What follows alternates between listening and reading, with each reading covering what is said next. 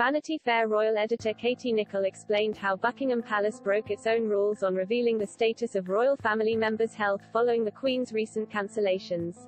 Ms. Nicholl said the palace would have wanted to make clear the Queen's visit to the hospital, which prevented her from visiting Northern Ireland, was not related to her current back sprain which saw her cancel her appearance at Remembrance Sunday services. Royal commentator Dickie Arbiter also commented it was a big deal for the Queen to miss the services as she would be the last monarch who lived through the Second World War, which had symbolic merit.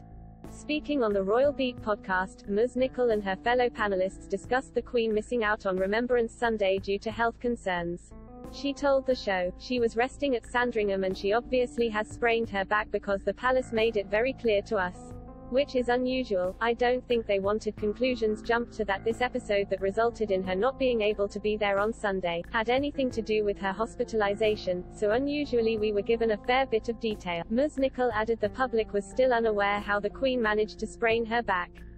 Buckingham Palace kept information tight during Prince Philip's hospitalization earlier this year and gave very few updates on the situation.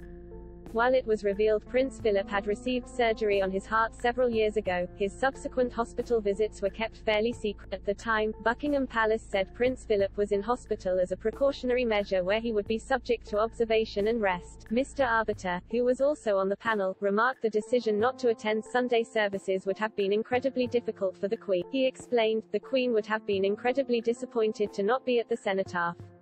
Because she looks upon the cenotaph as important as her Christmas message. It's very important to her as the last head of state who served in uniform in World War II to be seen at the cenotaph. The Queen was forced to cancel a trip to Northern Ireland on health advice and spent the night in hospital for checks. A few days later, Buckingham Palace revealed she would not be attending COP26 but instead would deliver a recorded message to attendees.